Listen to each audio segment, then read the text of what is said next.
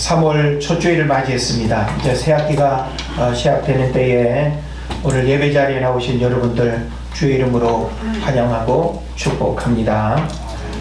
나는 바리새인 아닌가 라고 하는 의구심을 우리가 한번 자신에게 우리가 가져보면서 여러분이 하나님의 말씀을 잘 경청할 수 있기를 바랍니다. 여러분은 살아가면서 나는 누구인가 라고 하는 이 질문을 생각하며 고민한 적이 있습니까? 사실 우리가 바쁜 일상 속에서 나 자신을 이렇게 들여다본다는 거 쉽지 않습니다. 더 본질적인 나를 바라보면서 나는 누구인가? 나는 어디서 와서 무엇을 하다가 어디로 가는 존재인가? 라고 하는 이런 본질적인 질문을 우리가 던져본다면 참 좋은데 그럴 여유가 우리에게 많지 않은 안타까움이 있습니다. 그러나 우리는 한 번쯤 나는 누구인가? 라고 하는 질문을 할 필요가 있다라고 하는 사실이죠. 왜 우리가 이런 질문을 해야 될까요? 사람들이 알고 있는 나와 내가 알고 있는 나의 다른 점에 대해서 우리는 나를 볼 수 있어야 합니다.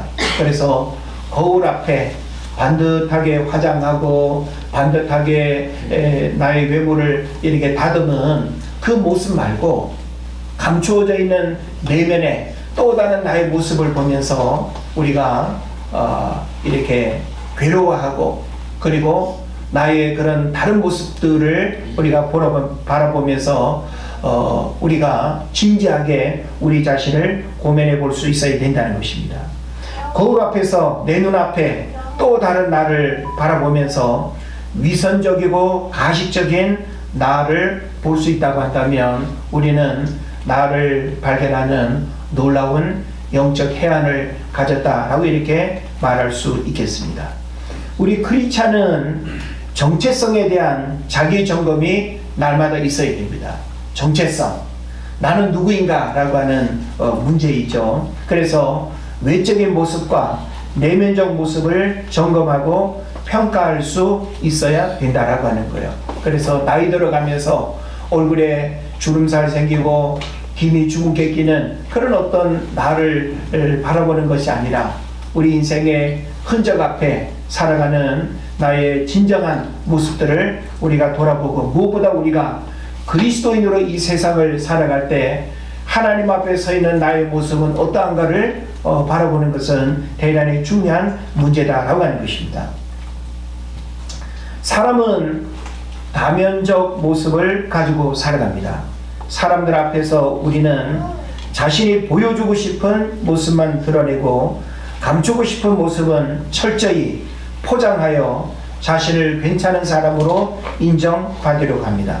그런데 문제는 사람은 속일 수 있지만 하나님은 속일 수 없다는 거예요. 우리는 가끔씩 나의 진짜 모습은 감추어 놓고 사람들을 만날 때 이렇게 드러내는 그런 모습으로 우리 스스로가 만족할 때가 있습니다. 그러나 이것은 분명히 미선이고 가면이라고 하는 사실을 우리가 생각을 해야 되겠죠. 그래서 가면을 쓰고 살았던 지킬 박사와 하이데 같은 그런 모습이 우리에게 있거나 다중인격적인 그런 모습이 우리 안에 가득하다고 한다면 우리는 진정한 자아를 찾아야 하고 하나님 앞에서 나의 본 모습은 무엇인가라고 하는 사실을 우리가 발견할 수 있어야 된다라고 하는 것입니다. 우리가 복음서에서 예수님이 공생의 사역을 하게 될 때 이스라엘 백성들을 다양하게 만나는데 그들 중에는 다양한 부류의 사람들이 있었습니다. 어떤 사람들이 있었을까요? 여러분이 한번 가만히 생각을 해보십시오. 제사장이 있었습니다. 서기관이 있었습니다. 또 장로들이 있었습니다. 그리고 또 바리새인, 또 사두개인, 또 열심당원, 그리고 세리 등의 사람들이 바로 이스라엘 공동체를 이루고 살아가는 사람들이었죠. 그런데 이들 무리에서 주류는 바리새인이었습니다. 여러 부류의 사람들이 이스라엘이라고 하는 공동체를 이루고 살아갔지만 다수가 바리새인이었다라고 하는 사실이죠. 그래서 이 바리새인이 오늘 저와 여러분이 좀 주목하면서 솔깃하게 들어야 할 말씀의 핵심이 되겠습니다.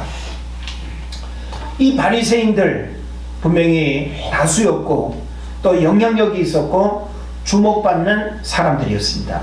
그런데 이들이 예수님을 만나게 되면서 갈등이 생기고 그리고 이들에 대한 예수님의 평가는 대단히 냉정하고 도전적이었습니다.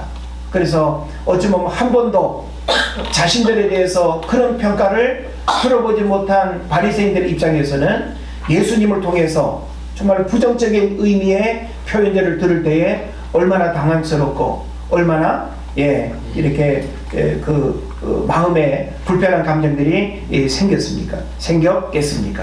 자, 그런 면에서 우리가 성경에서 만나게 되는 이 바리새인은 누구인지, 그리고 왜 우리는 바리새인들을 주목해야 되는지, 그걸 오늘 여러분과 함께 말씀을 나누기를 원합니다. 저는 좀 시리즈 메시지로 오늘은 여러분과 함께 나는 바리새인 아닌가 라고 하는 제목으로 말씀을 전하고, 다음 시간에는 나는 사두개인 아닌가, 그 다음 시간에는 나는 세리가 아닌가. 그래서 우리 자신이 이런 부류의 사람들 중에서 어디에 속해 있는가를 우리가 점검하고, 그들의 신앙의 문제가 예수님께 평가되었던 것처럼 만약에 그들의 모습이 오늘 우리에게서 발견되어진다고 한다면 우리는 하나님 앞에서 회개하고, 그런 모습들을 우리가 하나님 앞에서 우리가 철저하게 이렇게 배격하지 않으면 우리가 주님으로부터 칭찬이 아닌 책망을 받을 수밖에 없다라고 하는 측면에서 오늘 우리가 바리새인을 주목해야 되는 것입니다. 그래서 성경 속에 한 부류의 어떤 인물로만 우리가 바라볼 것이 아니라 오늘 우리가 영적 바리새인으로 우리가 예수님 앞에서 평가되어져야 하고, 또 예수님의 평가를 받아서 우리가 하나님 앞에 어떤 모습인가를 우리가 분명히 확인이 돼야 된다라고 하는 것입니다. 자, 그러면 예수님은 왜, 무엇 때문에 바리새인들을 책망하셨을까요? 그들이 책망받은 모습들이 바로 오늘 우리에게 있다면 오늘 우리가 이 시대 영적 바리새인의 모습이 아닌지를 점검하고 고민해야 되는 것입니다. 그래서 오늘 우리가 마태복음 23장 1절로 12절까지 읽었습니다만은 사실은 23장 전체를 여러분이 다 보셔야 돼요. 그래서 마태복음 24장 전체는 바리새인에 대한 문제와 사두개인이 어떤 사람들인지에 대한 또 비교를 우리에게 하고 있죠. 그래서 오늘은 바리새인에 초점을 맞추게 될 것이고, 다음 시간에는 성경에서 언급되는 사두개인은 어떤 부류의 사람들인지, 적어도 그들이 야훼 하나님을 믿는다고 하는데 그들의 문제는 무엇인지를 우리가 발견하면서, 바로 그들의 문제가 오늘 우리에게 있다고 한다면 우리도 역시 사두개인의 어떤 모습으로 책망받을 수밖에 없다는 것을 우리가 생각해야 되는 것이죠. 그래서 우리는 성경 속의 여러 인물과 사건들을 통해서 오늘 우리의 삶에 적용이 되어야 하고, 오늘 나의 신앙에 바로 대입을 우리가 할 수 있어야 되는 것이죠. 자, 그런 면에서 오늘 본문에서 바리새인들의 문제는 어떻게 발견되어지는가, 적어도 한 12절까지의 말씀 속에서 저는 한 4가지의 문제들을 지적을 하려고 합니다. 물론 23장 전체에서 놓고 보면 또 다른 모습들을 우리가 말할 수 있겠습니다만은 다른 부분들도 제가 말씀드리고자 하는 내용에 포함이 되어 있기 때문에 크게 다르지는 않을 것입니다. 먼저 2절을 보게 되면 이 바리새인들에 대해서 뭐라고 말하는가 하면 모세의 자리에 앉았으니 라고 이렇게 표현합니다. 자, 우리 2절 말씀을 한번 좀 읽어 보실까요? 2절 말씀 시작. 서기관들과 바리새인들이 모세의 자리에 앉았으니. 지금 여기 2절에 보면 서기관들과 바리새인들이 누구의 자리에 앉았다 그랬어요? 모세의 자리에 앉았다 그랬어요. 여러분, 모세는 이스라엘 백성들에게 있어서는 어떤 사람입니까? 출애굽의 지도자입니다.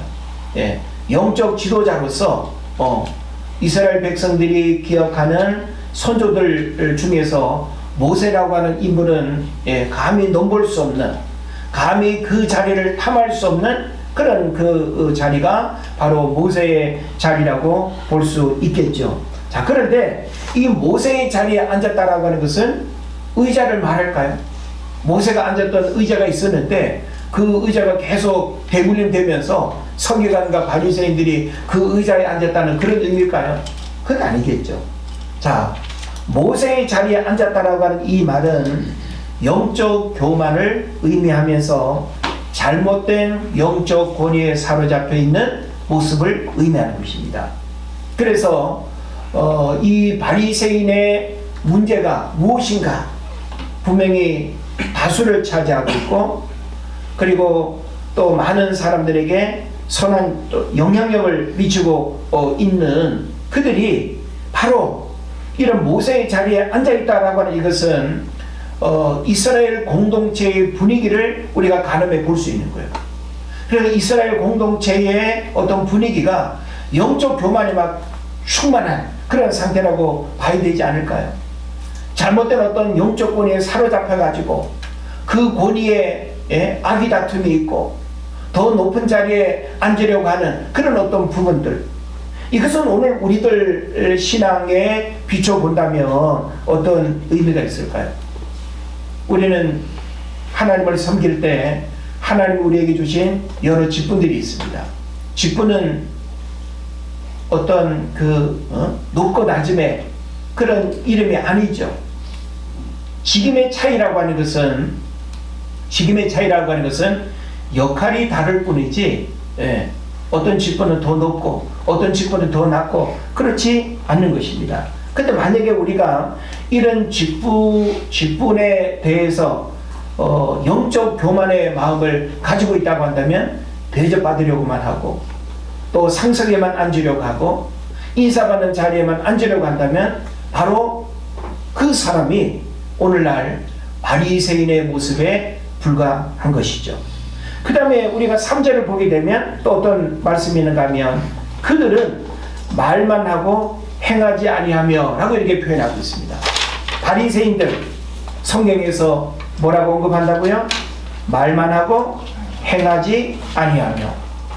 여러분, 바리새인의 이런 모습은 오늘 우리에게도 얼마든지 있을 수 있고 나에게도 발견되어질 수 있다라고 하는 개연성을 가지고 우리가 지금 말씀을 드려야 되는 것입니다. 그럼 우리에게 이런 모습이 없기를 바라지만 말만 하고 행하지 아니하며, 우리가 신앙생활 속에서 은혜제일교회라고 하는 이 공동체 안에서 하나님이 원하시는 것은 말보다는 행함이겠죠. 그죠? 그런데 행함이 뒤따르지 않고 말만 무성해, 말만 앞서고 말로만 모든 일을 하려고 한다면 어떤 변화도 일어나기가 어렵습니다. 교회를 섬기는 일에, 하나님의 나라를 이 땅 가운데 이루어가고 영혼을 구원하는 일에 전도합시다 말만 하고 구호만 있고 외침만 있고, 내가 누군가를 전도하기 위해서 찾아가고 만나고 내가 거리로 뛰쳐나가고 시간을 내어서 누군가를 구원하기 위해서 힘쓰고 애쓰는 이런 실천하고 행동하는 믿음이 우리에게 없다고 한다면 성경은 영혼 없는 몸이 죽은 것 같이 행함이 없는 믿음은 죽은 것이라고 성경이 말하고 있는 것입니다. 그런 면에서 이 바리새인들은 말만 하고 행하지 아니한다고 성경이 정확하게 고발하고 있습니다. 이것은 바로 오늘 우리들 신앙생활 속에서 나는 말이 더 많은 사람인가, 아니면 말보다는 묵묵히 행동하고 실천하는 사람인가, 이걸 우리는 돌아볼 수 있어야 돼요. 우리가 하나님을 예배하고 공예배를 드리고 공적인 모임에 동참하고 개인 경건생활을 하고 하는 일들도 결국은 말로만 중요하지, 하면 좋지, 해야 되는데 이건 우리에게 중요하지 않습니다. 적어도 우리는 신앙생활 하면서 머리로 공감하는 것은 누구나 다 인식하고 있어요. 그런데 문제는 뭐예요? 누구라도 행동하는 실천력이 어떠냐에 따라서 그 사람의 결과가 달라지는 거예요. 우리가 영적인 은혜와 축복을 받고 못 받고의 문제는 내가 머리로 무언가를 알지 못하고 깨닫지 못해서가 아니라 하나님이 우리에게 깨닫게 하시는 바를 누구라도 즉시로 순종하고 행동하고 사람 앞에서가 아니라 하나님 앞에서 그렇게 우리가 결심하고 결단할 때 하나님은 역사하는 줄로 믿습니다. 그 다음에 5절에 보면 또 어떤 말씀이 있는가 하면 모든 행위를 사람에게 보이고자 하나니 라고 이렇게 표현하고 있어요. 누가 그렇다는 거예요? 바리새인들이. 지금 여러분이 들으면서 계속 기억해야 될 단어는 뭔가 하면 바리새인. 오늘은 여러분이 바리새인이라고 하는 이 한 단어를 주목해야 되는 거예요. 그래서 말씀을 들으면서 나는 바리새인 아닌가?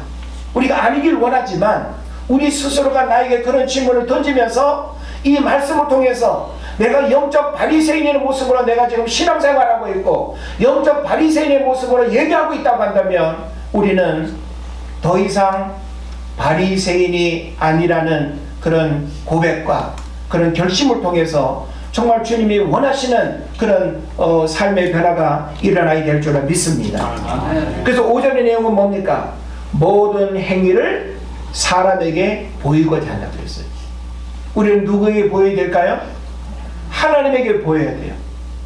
우리의 예배, 우리의 경건생활, 내가 봉사하고 헌금하고 주의 이름으로 우리가 하는 이 모든 일들을 자꾸만 사람에게 보이려고 하면 우리는 사람한테 지금 칭찬받고 박수받고 어우 대단하시네요. 어떤 그렇게 훌륭하세요. 이걸 그냥 끝나버리는 거예요.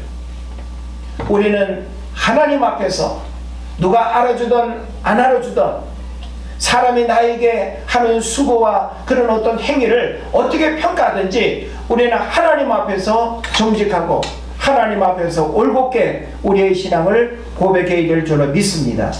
그래서 모든 행위를 사람에게 보이고자 한다라고 하는 이것은 거칠애와 외식적 행위를 말하는 거예요.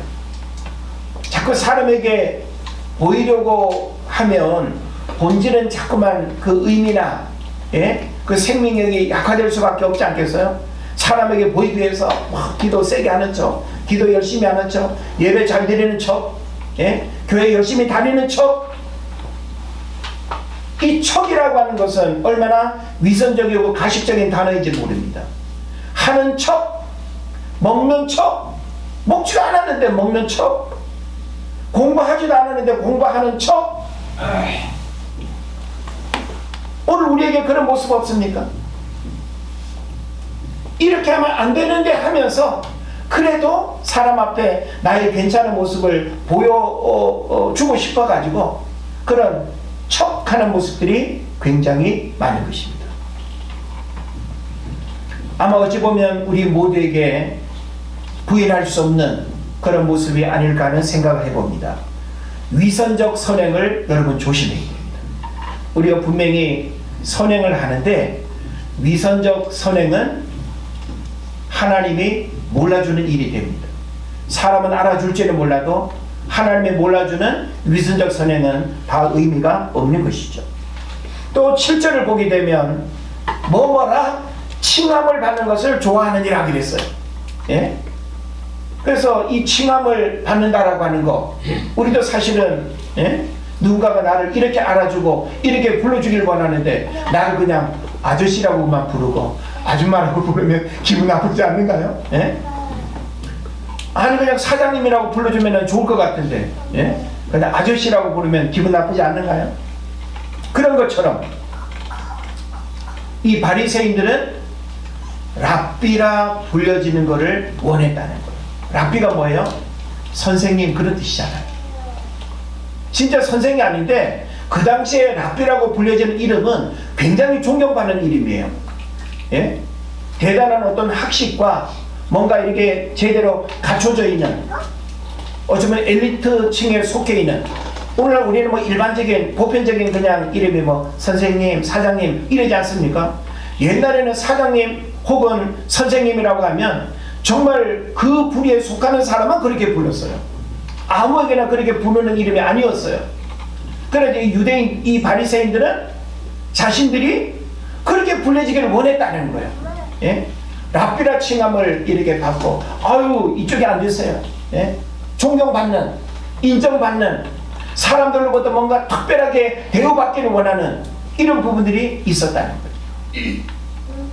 우리는 나이 들어가고, 혹은 남들과 좀 신분이 다르고, 사회적인 지위가 다르고, 남들보다 돈을 더 많이 벌고 그러면 꼭 남다른 자리에 앉기를 원하고, 남다른 어떤 모습으로 인정받기를 원하죠. 알아주기를 원하고.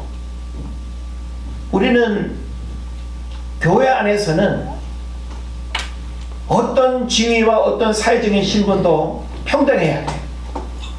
회사 사장님도 교회 와서는 전혀 다른 모습으로 섬기고 낮은 자의 모습으로 하나님을 예배할 수 있어야 될 줄 믿습니다.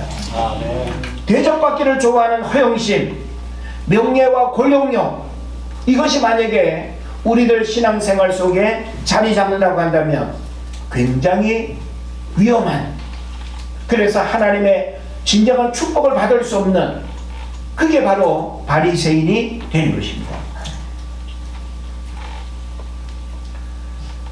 바리새인은 예수님 시대에 활동했던 유대교 종파 중에 하나로서 율법을 철저히 지키는 것을 강조한 사람들이었습니다.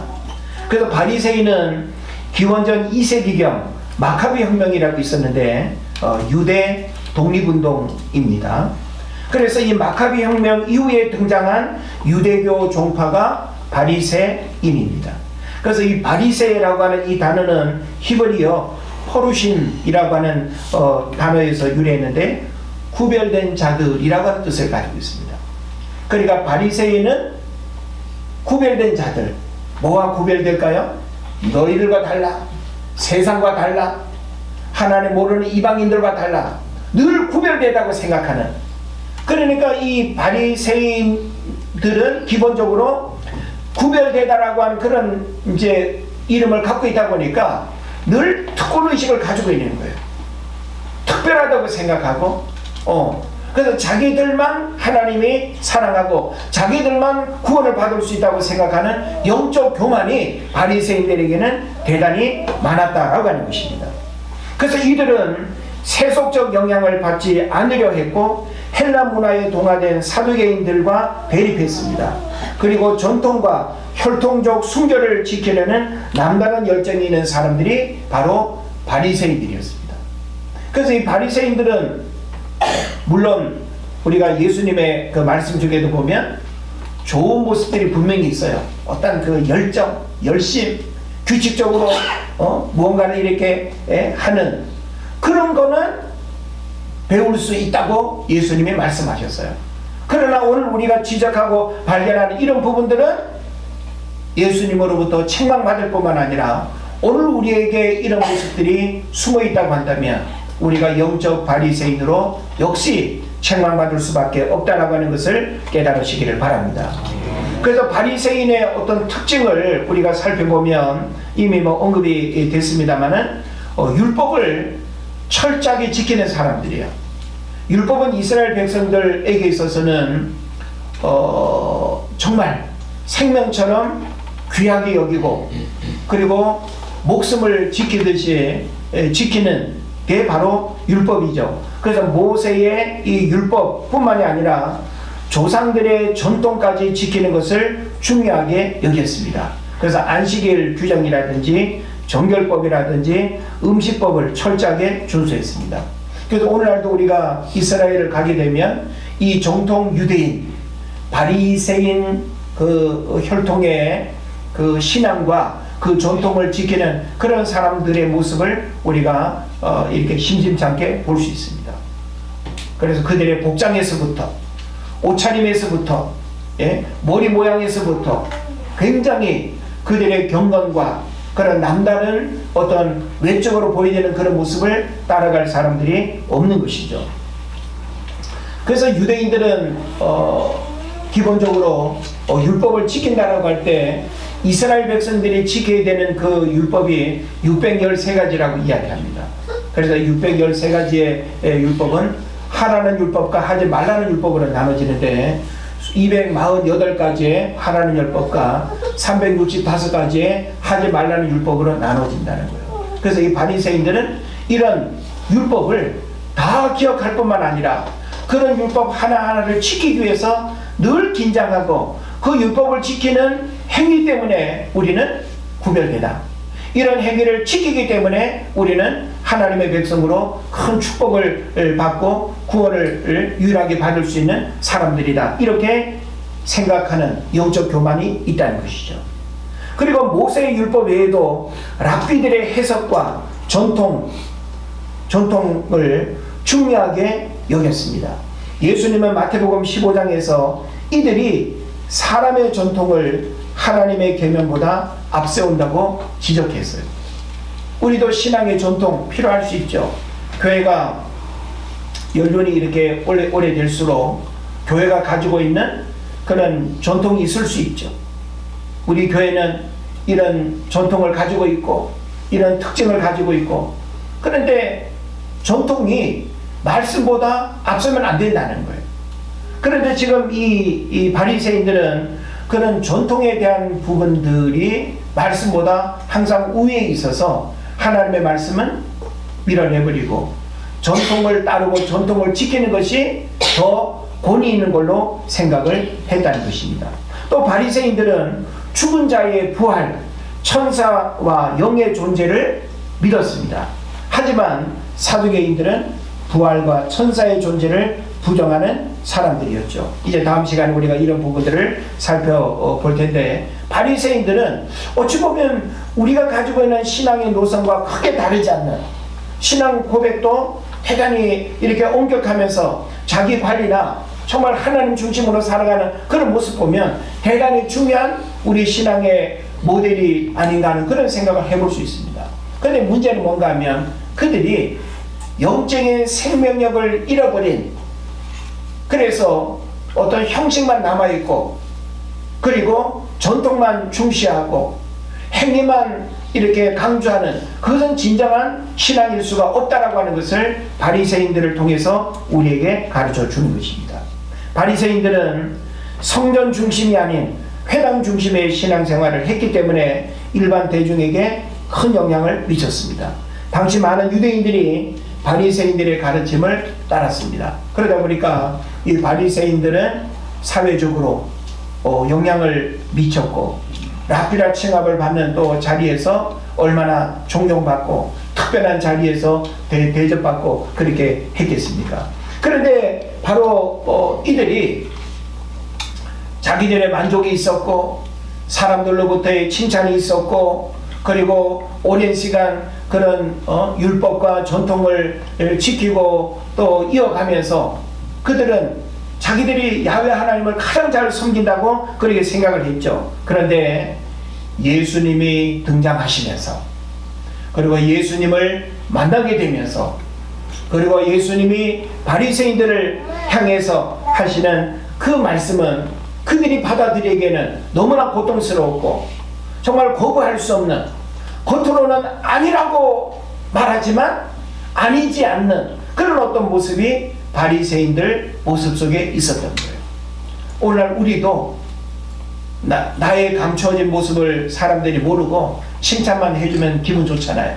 근데 누군가가 정확하게 나의 보이지 않는 내면에 정곡을 찌르는 나의 신앙의 잘못된 허와 실을 누군가가 정확하게 이야기한다면 여러분 거부할 수 있습니까? 바로 예수님은 그런 정곡을 찌르는 그런 메시지를 바리새인들에게 던졌던 거예요. 그러니까 이 바리새인들이 개인적으로 뿐만이 아니라 집단적으로 한 사람 예수님을 받아들이고 인정하기에는 어려웠던 것이죠. 왜냐하면 자기들이 오랜 시간 누렸던 기득권이 있잖아요. 존경받고 칭찬받던 그런 사회적인 지위가 있었잖아요. 그런 부분들을 이제는 다 부정하고 다 내려놓고 다 잃어버릴 것 같은 그런 어떤 위기감이 바리새인들에게는 굉장히 두려움으로 찾아왔던 거예요. 맞는데, 인정할 수밖에 없는데 예수님의 그 메시지가 너무 자기들은 받아들이기 어려워 보여요, 현실적으로. 예? 그래서 이렇게 좀 찌르는, 전국을 찌르는 이런 메시지를 안 들었으면 좋겠는데 예수님이 그냥 가는 곳곳마다 설교하시면서, 예? 바리새인들이 뭐 워낙 많으니까 그 바리새인들을 향해서 예수님이 오늘 마태복음 23장에 이런 말씀을 하신 거죠. 그럼 예수님과 바리새인들이 겪었던 그 갈등의 내용은 뭐겠습니까? 바로 예수님은 바리새인들의 외식, 다시 말하면 위선적인 신앙을 예수님은 인정하지 않았습니다. 그러니까 마음은 그러하지 않으면서 겉으로는 있는 척, 잘하는 척, 겸손한 척, 예? 거룩한 척. 그래서 이런 외식적인 어떤 신앙의 문제들을 예수님은 정확하게 지적했습니다. 그래서 바리새인들은 겉으로는 경건하지만 속은 그렇지 않다고 예수님이 책망하신 거죠. 그래서 마태복음 23장 27절 28절에 보면 회칠한 무덤 같다고 그렇게 표현하고 있어요. 회칠했다는 게 뭔지 아십니까? 이스라엘은 무덤이 굴을 파서 시체를 넣어놓고 뚜껑을 닫아 놓잖아요. 그런데 시체는 부정하니까 이제 이 무덤을 지나가는 사람들이 피해서 가라고 무덤 밖에다가 하얀 밀가루 같은 회칠을 해놓는 거예요. 그러니까 겉으로는 깨끗해 보이는데 속은 시체가 썩고 냄새나는 더러운 거 아니겠습니까? 그러니까 바로 바리새인들이 회칠한 무덤 같다는 거예요. 얼마나 적나라한 표현입니까? 만약에 여러분의 신앙을 사람이 사람에게 한다면 웃기시네 하면서 우리가 욕하고 싸울 것 같아요. 그런데 정말 하나님이 회칠한 무덤 같은 김권사야, 회칠한 무덤 같은 김집사야 이런다고 하면 여러분 뭐라고 반항하시겠어요? 정말 그렇지 않습니까? 오늘 우리의 모습 속에 회칠한 무덤 같은, 겉으로는 화장하고 옷 깨끗하게 잘 입어서 괜찮은 듯 보여지는데 정말 우리의 마음속에는 음욕과 탐욕과, 예? 세상의 온갖 가치관들로 가득 차 있다고 한다면 이게 바로 회칠한 무덤이라고 책망받을 수밖에 없는 모습이라는 것입니다. 그래서 마태복음 23장 27, 28절에서 회칠한 무덤 같으니 겉으로는 아름답게 보이나 그 안에는 죽은 사람의 뼈와 더러운 것이 가득하도다. 아주 적나라하게 표현하고 있습니다. 그 다음에 또 예수님은 율법의 본질을 잃어버린 이 바리새인들을 또 책망했습니다. 그 얘기는 뭡니까? 작은 규례는 철저히 지키면서도, 작은 규례, 뭐 11조를 이렇게 한다든지 어떤 정결 예식을 지키는 이런 부분은 철저하게 한다는 거예요. 예? 그래서 심지어 바리새인들은, 예? 우리가 논농사를 지금 예를 들어서 논 한마지기에서 10가마가 나오면 10가마에 한 가마를 11조로 드리는 건 쉽잖아요. 그런데 논두렁에 콩을 심어가지고 그 콩 얼마 안 되는 거에서도 11조를 드릴 만큼 아주 철저하게 율법을 지키는 일에 있어서는 대단했다는 거예요. 그런데 지금 예수님은 너희들이 그런 규례는 철저히 지키면서도 그보다 더 중요한 신앙의 본질은 지키지 않았다는 거예요. 그게 뭡니까? 정의와 자비와 신실함 같은 율법의 본질은 놓치는 오류를 범했다는 것입니다. 그래서 마태복음 23장 23절에 너희가 박하와 회향과 근처의 11조는 드리되, 이건 뭐예요? 뒤에 텃밭에, 손바닥만한 텃밭에 조금 심어놓은 그거 그냥 무시하고 넘어갈 수 있는데 그런 것조차도 11조로 하나님 앞에 드리고 할 정도로 철저했다는 거예요. 예? 내가 돈 1,000원을 만약에 용돈으로 받으면 1,000원에서 100원을 하는 거 우습게 여길 수도 있지만 그런 것까지도 했다는 거예요. 그런데 예수님은 뭐라고 말합니까? 율법에 더 중요한 바 정의와 긍휼과 믿음은 버렸도다. 오늘 우리의 모습은 어떠합니까? 우리는 주의를 지킨다, 11조를 한다, 봉사를 한다, 우리가 마땅히 집사로서, 권사로서, 장로로서 하나님 우리에게 주어진, 우리에게 주신 그런 일들을 감당하면서 더 본질적인 것들을 우리가 실험하지 않고, 더 본질적인 것들을 하나님 앞에 고백하지 않고, 더 본질적인 것 때문에 괴로워하지 않고, 겉으로 보여지는 것들만 그냥 번지르르하게 지키고 모양내고 드러내고 하는 것은 바로 오늘 우리가 책망받는 바리새인의 모습과 다르지 않다라고 하는 것입니다. 예수님은 죄인과 세리와 함께하며 사랑과 용서를 강조했지만 바리새인들은 죄인들을 어떻게 했어요? 배척했죠. 그래서 자기의가 강하고 안식일 문제나 정결법 문제 등으로 자주 예수님과 논쟁을 벌였습니다. 예수님은 자기들과 같이 그런 전통이며 율법을 철저하게 안 지키잖아요. 그러면서 그들이 심각하게 고민하지 않았던 그런 문제를 지적하면서 그들의 어떤 위선적인 신앙을 전곡을 찌르듯이 이야기하니까 얼마나 괴로웠겠어요. 맞는데 거부할 수 없는 그 부분이 얼마나 괴로웠겠습니까? 그러나 예수님은 분명히 그들의 문제를 가볍게 여기지 않았습니다. 또 바리새인들은 예수님의 자신들의 권위를 위협한다고 여겨서 결국은 예수님을 죽이려고 했습니다. 그러나 모든 바리새인이 예수님을 반대한 것은 아니죠. 니고데모라든지 사도 바울처럼 예수님을 믿는 이들도 있었다라고 하는 것을 우리가 기억을 해야 되는 것입니다. 이런 어떤 내용들을 통해서 오늘날 우리가 바리새인들을 통해서 배워야 할 신앙적 교훈은 무엇이고 우리 안에 바리새인적 신앙의 문제가 있다면 무엇인지를 이제 우리가 정리를 하면 좋겠습니다. 바리새인들에게 있어서 가장 본질적인 문제는 위선과 영적 교만입니다. 오늘날 우리가 신앙생활 할 때 이런 위선의 옷을 벗어버려야 돼요. 하나님 앞에서 나의 모습 그대로를 하나님 앞에 고백하고 내 마음의 중심을 있는 그대로 하나님 앞에 고백할 때 하나님은 중심에 통해하는 자를 구원하시고 은혜를 베푸신다는 거 기억하시길 바랍니다. 하나님 앞에서 우리가 드러내지 못할 게 없고 감출 수 있는 게 없습니다. 내가 어려우면 어려운 대로, 아프면 아픈 대로, 괴로우면 괴로운 대로 우리는 하나님 앞에서 내 마음을 고하고 토할 때에 그 하나님이 우리를 안으시고 우리를 위로하시고 우리를 새롭게 하실 줄로 믿습니다. 그러나 이 바리새인들에게 있어서는 겉으로 보면 다 같은 모습이야.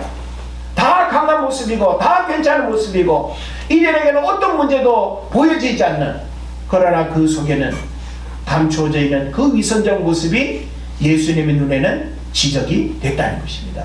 오늘 우리도 하나님 앞에서 하나님을 예배하면서 우리의 마음이 소풍 가지 않기를 바라고, 우리가 하나님을 섬긴다고 하면서 우리가 세상을 겸하여 섬기는 그런 위선적인 모습이 없었으면 좋겠습니다. 우리가 전심으로 하나님을 두려워하고 하나님을 우리의 삶의 중심으로 모실 때 그 하나님이 우리의 삶을 간섭하실 줄로 믿습니다. 그래서 이런 영적 교만과 이런 위선의 문제가 바로 바리새인의 가장 치명적인 문제였고 예수님이 아주 신랄하게 지적하고 문제 삼았던 책망의 내용이었다는 것을 여러분 깨달으시길 바랍니다. 그래서 이런 위선과 영적 교만의 문제는 신앙의 연륜이 더해가고 또 우리가 직분을 받을수록 이런 부분들은 더 점검되어져야 됩니다.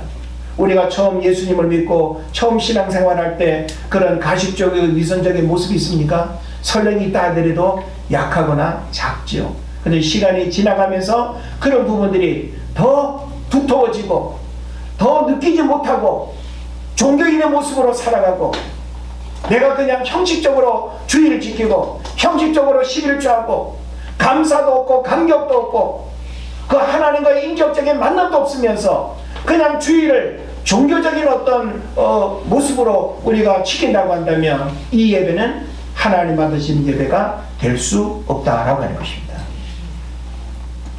본문 마태복음 23장에서 예수님은 화 있을진저라고 하는 표현을 바리새인들과 서기관들에 대해서 7번이나 반복하시면서 그들의 잘못된 신앙과 위선에 대해서 강하게 책망하셨습니다.